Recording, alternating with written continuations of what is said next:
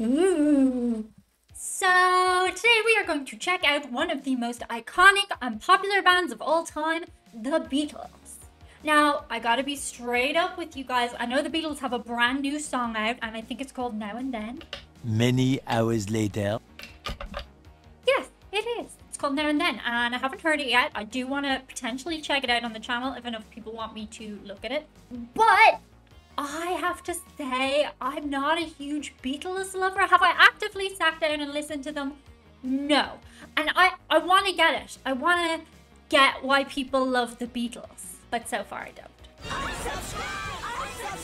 Tell me in the comments a few things that I should appreciate about them. However, something I do love about the Beatles is all the lore that surrounds them. So today we're going to check out some fascinating facts, speculation, and lore about the most famous band in the world. I don't know if they are the most famous band in the world, Spice Girls? Anyway, we're going with that. Don't forget you can get more of me and Chewy on patreon.com or YouTube channel membership. There's lots of fun and stuff and things over on those platforms, but if you can't do that, do subscribe, leave a comment and a like, especially on experimental videos like this one. Number 1. Paul McCartney was supposed to have been replaced with a lookalike. According to this theory, Paul McCartney actually died in a car crash in 1996 and was replaced by a lookalike. That mother back there is not real! Fans have pointed to numerous clues in the band's music and album artwork that they believe support this theory, including the infamous "Paul is dead" clues found in the lyrics of certain songs. One of the most well-known clues is found in the song Strawberry Fields Forever. At the end of the song, John Lennon can be heard saying something that sounds like, "I buried Paul."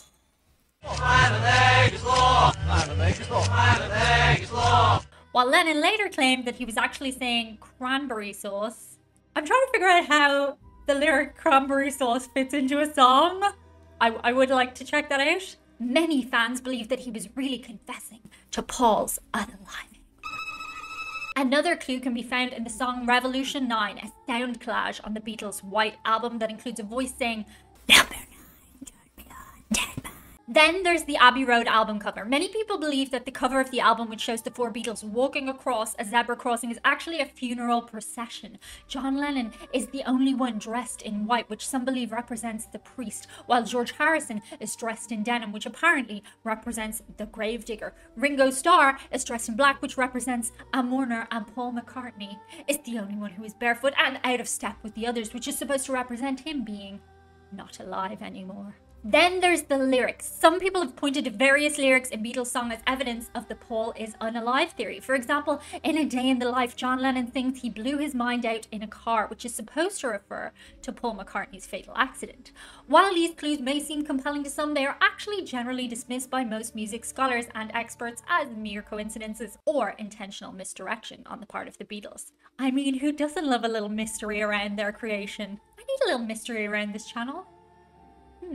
I hear her hair's insured for $10,000. There is no credible evidence to suggest that Paul McCartney actually passed in 1966, and he has continued to perform and record music with the band and as a solo artist for more than 50 years since then. In fact, McCartney has frequently addressed the Paul is not alive theory in interviews and public appearances, usually with a sense of humor and bemusement.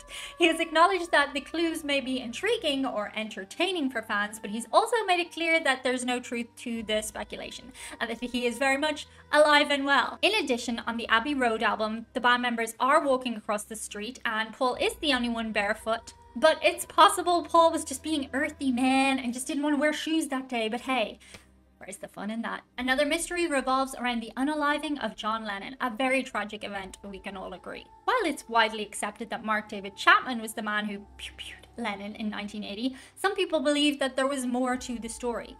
Some theories suggest that the US government was involved in the unaliving, while others believe that Lennon's passing was the result of a larger conspiracy involving the music industry. Ooh.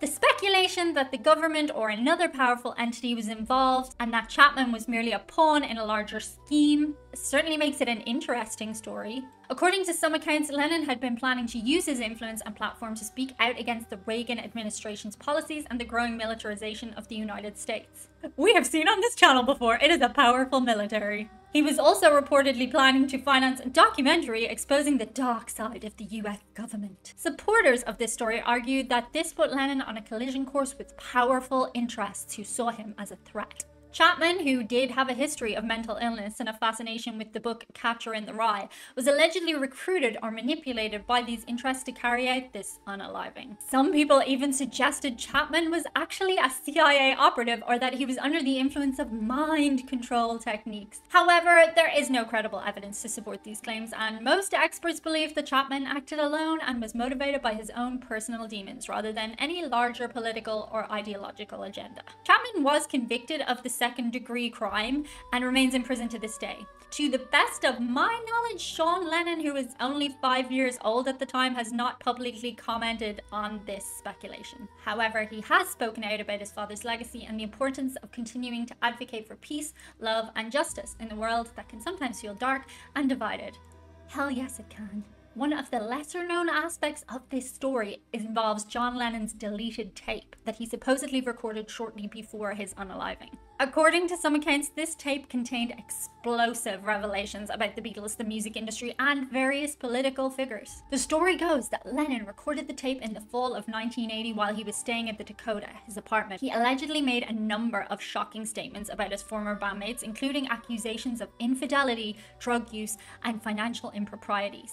Given everything we've seen on this channel with regards to bands, I gotta say those don't seem that far-fetched, and yeah, you probably would want to cover them up, but unaliving somebody, I don't know. The tape was supposedly recovered by a cleaning woman shortly after Lennon's death, but was subsequently confiscated and destroyed by either the government or the music industry or these individuals to suppress its content. Some say that the tape was so explosive it could have brought down the entire music industry or even the government. Dun, dun, dun. However, there is no concrete evidence to support the existence of this supposed tape, and many of the claims surrounding it seem far-fetched and somewhat implausible. But, you know, sometimes truth is stranger than fiction, so let me know in comments, do you think there's anything to this? Lennon himself was known for his outspoken views and his willingness to challenge authority, but there's no reason to believe that he had access to any particularly damning or sensitive information that would have put him in danger. In addition, the idea that the government or the music industry would go to such extreme lengths to cover up a scandal seems highly unlikely given the many instances of corruption and wrongdoing that have been exposed over the years, and nothing much happened with most of those. I will say that there do seem to be some pretty strange coincidences surrounding Lennon's passing. For example, some fans have pointed out that the lyrics to the song Imagine include the line, "Imagine there's no heaven and no religion too." Some people believe this was a direct threat to the religious establishment and that Lennon was targeted because of it. So now you've got the religion angle. Personally, I believe the chances are strong that Chapman was just a deranged individual, but hey, you never know. Next up, can a big band even exist without the idea that the Illuminati were involved? So the story goes, the Beatles were not a real band of talented musicians, but rather a group that was entirely manufactured by their record label and other industry professionals. One of the main pieces of evidence cited by the supporters of this theory is the fact that the Beatles became incredibly popular and successful very quickly after their formation. Usually it takes a band a really long time to get big, but they got big really fast. Some argue that it would have been impossible for four relatively unknown musicians from Britain to achieve such fame and fortune without the help of a well-orchestrated marketing campaign. Well, yeah, that's usually how it goes.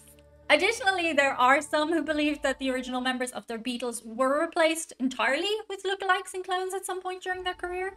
Supporters of this idea point to changes in the band's appearance and behavior over time as evidence of this alleged switch.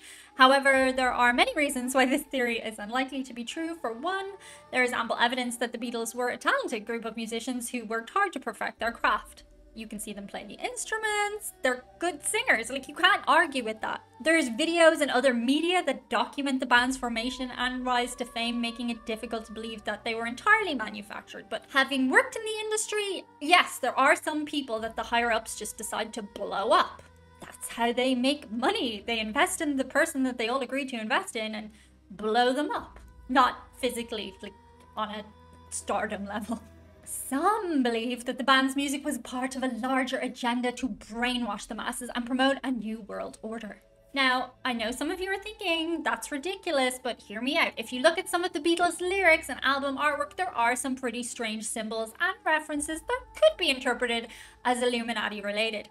For example, on the cover of Sgt. Pepper's Lonely Hearts Club Band album, there are numerous figures from history and pop culture, including Aleister Crowley, a notorious occultist who is said to have ties to the Illuminati. And in the song Lucy in the Sky with Diamonds, the acronym LSD is used repeatedly. Some fans believe that this was a not-so-subtle reference to mind control and brainwashing. Remember, I am just reporting what some people believe.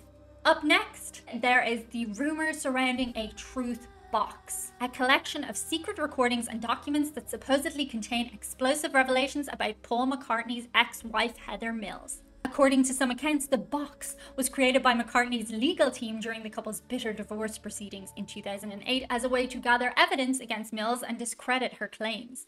The contents of the box reportedly include recordings of phone conversations and meetings between Mills and McCartney, as well as emails and other documents that allegedly demonstrate Mills' manipulative and deceitful behavior. Some accounts suggest that the box also contains evidence of Mills' involvement in illegal activities, such as narcotics use, or indeed the thing where a person performs an act for money. I have needs. Supporters believe that the existence of the truth box explains why Mills received such a large settlement in the divorce despite allegations of infidelity and other wrongdoing. They argue that McCartney's legal team used the contents of the box to negotiate a favourable settlement and avoid a messy and public court battle. However, there is no concrete evidence to support the existence of Heather Mills' truth box, and Mills herself has denied its existence. McCartney's reps have also denied the existence of such a box, and it seems unlikely that his legal team would have risked breaking the law by gathering illegal recordings or documents. Moreover, the idea that a truth box could contain information so explosive that it could bring down Mills or even implicate McCartney himself seems highly unlikely given the many other high-profile scandals and controversies that have emerged in the entertainment industry over the years. Like, they do get uncovered eventually.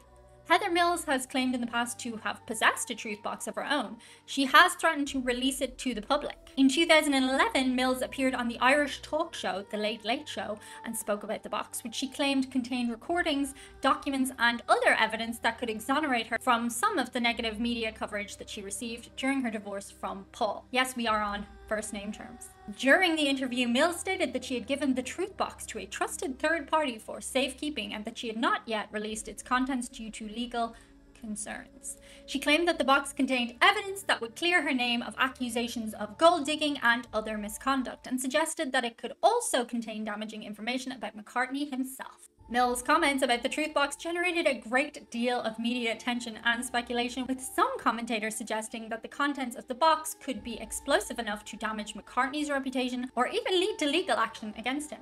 However, despite her claims, Mills has never actually released the contents of the truth box to the public, and there is no concrete evidence to suggest that it actually exists or contains anything particularly incriminating or revelatory. Many observers have dismissed Mills' claims about the truth box as a publicity stunt or an attempt to deflect attention from her own controversies.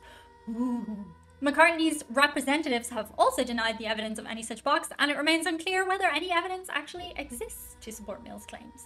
And finally, and I don't know, I think this one is like possible in the sense that it's just so funny, it could be true. The Beatles' music is used as a torture device. So apparently, Sweet Lord was used as a torture device in Chile during the Pinochet dictatorship. Pinochet. This theory suggests that the song was played at high volumes and on repeat in torture chambers to disorient and psychologically traumatize prisoners. I feel like listening to any song that much on repeat would eventually drive you insane. According to some accounts, the song was specifically chosen for its spiritual lyrics and upbeat tempo, which were seen as particularly effective in breaking down prisoners' willpower and sense of identity. While this idea may seem far-fetched, there is some evidence to suggest that it may have some basis in reality. For one, there are documented cases of music being used as a form of torture and psychological manipulation throughout history in various contexts. Additionally, there are eyewitness accounts from survivors of the dictatorship who have claimed to have heard My Sweet Lord playing in the torture chambers. However, it's worth noting that there is also a fair amount of skepticism around this theory. Some experts have questioned whether playing a song on repeat would actually be an effective torture technique. In response to that, I can only say none of these experts have ever worked in a clothing store at Christmas. Oh, I now hate Mariah Carey. In any case, the idea that a beloved Beatles song could be used as a tool of torture is a chilling and disturbing thought. It serves as a reminder of the dark and often hidden ways that music can be used to exert power and control over people, and underscores the importance of being aware of the potential consequences of our actions and choices, both as individuals and as a society. Woo.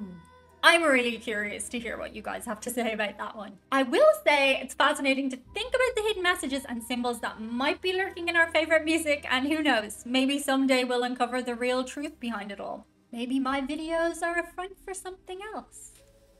Ooh. Either way, let me know below in comments if you do want me to go on a Beatles musical exploration journey. I want to get it, I really do. I want to understand the popularity. That's it for today. See you guys on the other side. Bye.